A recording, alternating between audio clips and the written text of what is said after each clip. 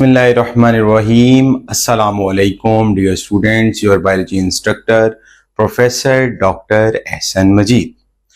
Welcome back to Biology Hub channel. Welcome back to my channel and that's our channel. आज का जो lecture है that is very important और इस lecture को आपने बड़े ध्यान से जो पॉइंट्स उनके नोट रखने हैं। आज का जो लेक्चर है दैट जिसके अंदर हम डिस्कस करेंगे ऑक्सीडेशन ऑफ पायरुवेट। अब सबसे पहले अगर हम ऑक्सीडेशन ऑफ पायरुवेट की बात करें तो पायरुवेट की ऑक्सीडेशन क्योंकि सबसे पहले माइटोकॉन्ड्रिया होता है। माइटोकॉन्ड्रिया किस रीजन में होता है? वो साइटोसोल रीजन में होता है। ठीक है, अब माइटोकॉन्ड्रिया साइटोसोल हम कह देते हैं कि इस जगह पे हो रहा है, लेकिन अब उसने माइटोकॉन्ड्रिया में एंटर होना होता है, ग्लाइकोलाइसिस साइटोसोल में हो रही होती है। अब ऑक्सीडेशन ऑफ पायरुवेट की बात करते हैं। सबसे पहले हमने पढ़ा था ग्लाइकोलाइसिस के अंदर के ग्लूकोज है और वो ग्लूकोज कितने मॉलिक्यूल में चले गया है? Into 2 molecule of pyruvate। Simple हमने कहा था 2 molecule of pyruvate में वो चला गया है, तो हमने उसको कह दिया था ग्लाइकोलाइसिस। ठीक है, अब असल बात जो हमारी यहां से स्टार्ट होनी है कि oxidation of pyruvate.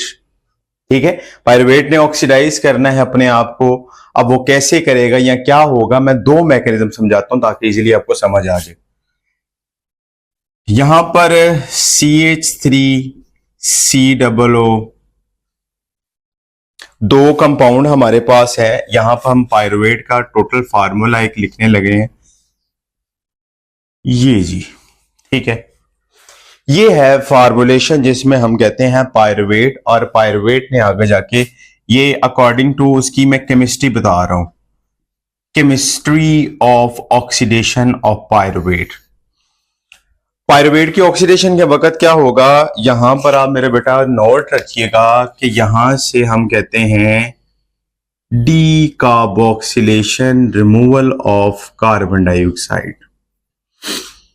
The very first step is removal of CO2, removal of CO2। अब जो मेरा बेटा आपके पास कंपाउंड रिजल्टेंट बना है वो लिखते हैं। नंबर 2 एसीटेट बनेगा CH3COO और H। इस ग्रुप का नाम दे देंगे हम एसीटेट। क्या नाम दे देंगे? एसीटेट। अब ये जो एसीटेट है यहां पर क्या होनी होती है मेरा बेटा, बात बहुत इंपॉर्टेंट है। यहां पर होनी है डीहाइड्रोजिनेशन। डीहाइड्रोजिनेशन का मतलब क्या है कि रिमूवल ऑफ हाइड्रोजन। अब मेरा बेटा इस हाइड्रोजन ग्रुप ने भी क्या करना है? रिमूव करना है। अब जब ये रिमूव करेगा तो रिमूव करने से हमारे पास जो कंपाउंड बनेगा वो कौन सा बनेगा? CH3COO और एसिटाइल ग्रुप बन जाएगा। कौन सा बन जाएगा? Acetyl group. ये जो एसिटाइल ग्रुप है आगे जाकर इसमें एडिशन होती है। मैं इसको लिख रहा हूं ADDO ऑफ CoA। तो एडिशन ऑफ कोएंजाइम A। जब एडिशन ऑफ कोएंजाइम A होगा तो ये बन जाएगा एसिटाइल CoA एंजाइम। एसिटाइल, क्योंकि एसिटाइल ग्रुप के साथ लग गया है CoA, उसमें ऐड हो गया तो उसे हम एसिटाइल कहेंगे। ये तो हमने उसकी पढ़ ली हमारे पास। This is from the book 112, federal की बुक है, और फेडरल की बुक में से हमने सेकंड एडिशन जो उसकी बुक है ये उसमें से मैं इसका जो ایک پکچر ہے وہ بھی آپ کے اسکرین پر شو ہو رہی ہے.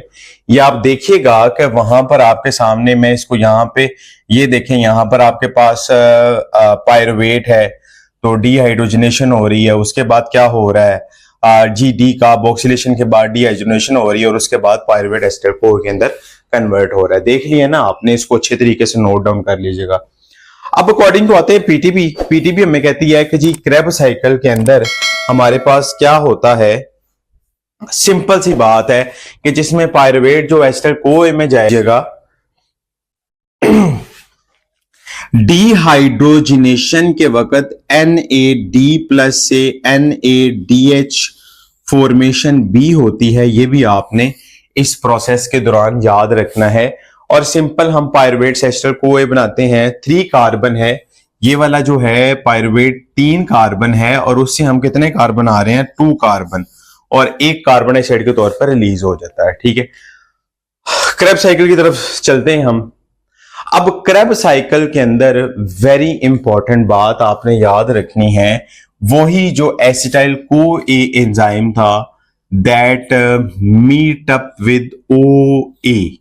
What is OA?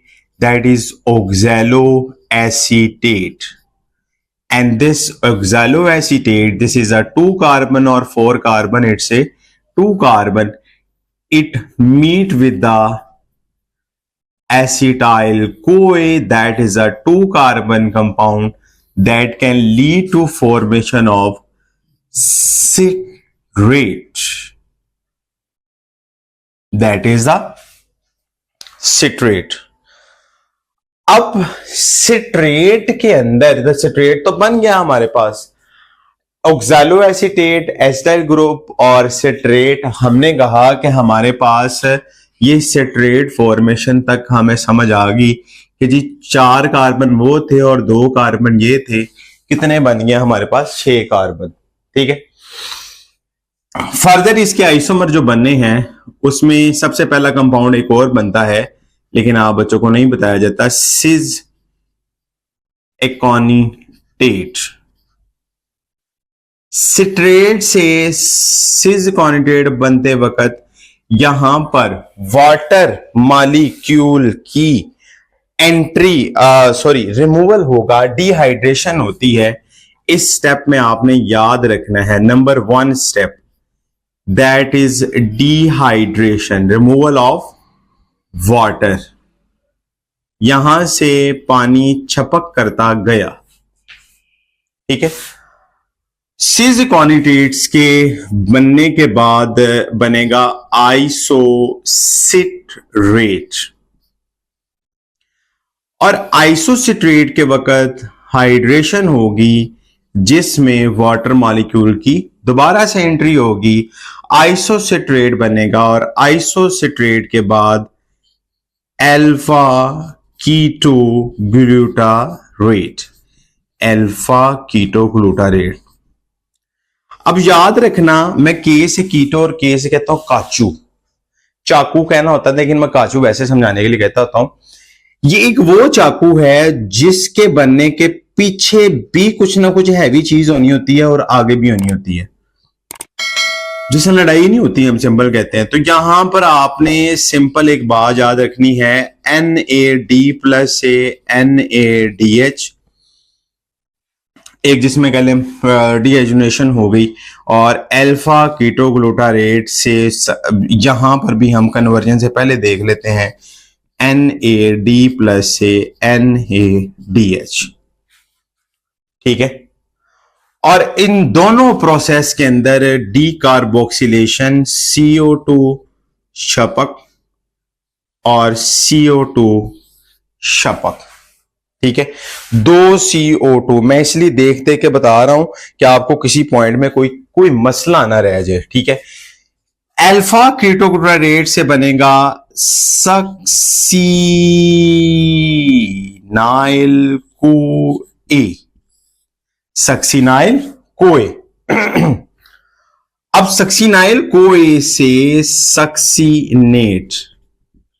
اب ہم کاربن بھی دیکھ لیتے ہیں, یہاں پر ہمارے پاس 6 کاربن, یہاں پر ہمارے پاس 6 کاربن, 5 کاربن, 4 कार्बन और आगे आगे 4 कार्बन ही होंगे, ठीक है।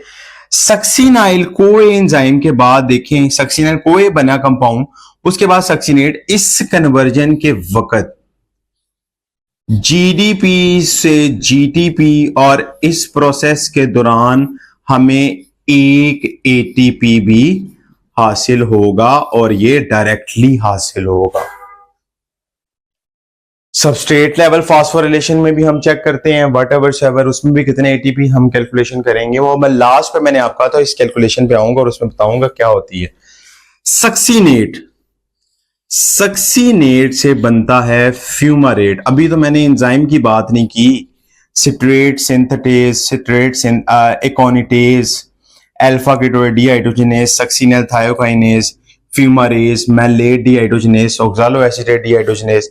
लेकिन मैंने अभी कोई बात नहीं की क्योंकि वो लेंथ जितनी बढ़ती है उतना नुकसान ज्यादा होगा, ठीक है। हम थोड़ा शॉर्टकट में जा रहे हैं, ठीक है, क्योंकि यूएचएस हमने नम्स की तैयारी भी करनी है, तो वो चीजें हम देख रहे हैं जो कि इंपॉर्टेंट है। फ्यूमरेट बनेगा, फ्यूमरेट जो है that is a 4 carbon. Succinate से क्या बन गया है फ्यूमरेट, और फ्यूमरेट के बाद क्या बनेगा मैलेट, और मैलेट जब बनेगा इसमें मैलेट डीहाइड्रोजिनेज है, और मैलेट से ऑक्सालो एसीटेट बनते वक्त यहां पर भी हम कहते हैं NAD+ से NADH, और फ्यूमरेट के बनने के अंदर भी यहां पर हम कहते हैं FAD+ से FADH2, FAD+ से FADH2, और यहां पर भी हाइड्रेशन होती है, तो यहां पर आपने वाटर मॉलिक्यूल की एडिशन याद रखनी है। दोबारा से अब इस चीजों को रिव्यू लीजिएगा। क्रेब साइकिल के अंदर, जिसे हम TCA साइकिल कहते हैं, हमारे पास आप देखें यहां पर कितनी जो डीहाइड्रोजनेशन 3 दफा यहां पर हम देख रहे हैं, ATP कितने बने हैं, एक हमारे पास ये है, नंबर 2 हमारे पास ये है, और एक हमारे पास ये है, फिर एक हमारे पास ये है, और इसी तरह हमारे पास एक यहां पर ये फॉर्मेशन। तो टोटल मिला के मैंने ATP calculation, electron transport chain जब पढ़ाऊंगा उसमें आपको करवाऊंगा कि एक एक बारीक स्टेप में बताऊंगा कि भाई वो किस तरह बने हैं, टोटल एटीपी कितने होते हैं, वो 38 होते हैं, 36 कैसे बनते हैं, या उसका कितने एटीपी से कैलकुलेशन है, वो सारी हम कैलकुलेट करेंगे।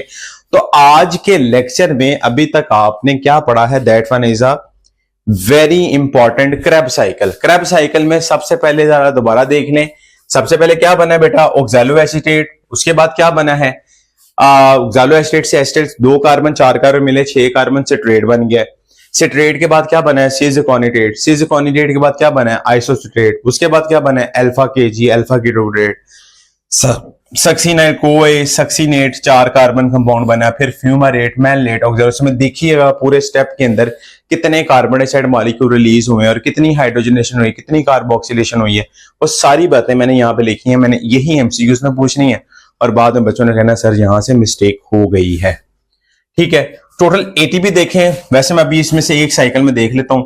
एक NADH 3 और 3 6, 3 9 और 2 11 और 1 12, और 12 को आप रोटेट करवाएं जरा 12, 2 दफा पाइरुवेट चलेगा तो उसके बाद हमारे पास 24 यहां पर हमारे पास 2 NADH, यहां पर 6 ATP ये, ठीक है, 6 ATP यहां से ऑक्सीडेशन पाइरुवेट से आपके पास 6, तो टोटल नंबर ऑफ एटीपी जो बनेंगे वो 30 होंगे, और ग्लाइकोलाइसिस से मिला के वो 8 बनते हैं, तो वो 38। तो आज के लेक्चर में उम्मीद करता हूं आपको ये छोटा सा लेक्चर था, लेकिन इसके बाद इलेक्ट्रॉन ट्रांसपोर्ट चेन के बाद वेरी इंपॉर्टेंट लिंक बात है, ठीक है। लिंक बात से याद आ गया, इस रिएक्शन को हम लिंक रिएक्शन भी कहते हैं, क्योंकि it can link the glycolysis with the Krebs cycle. ये भी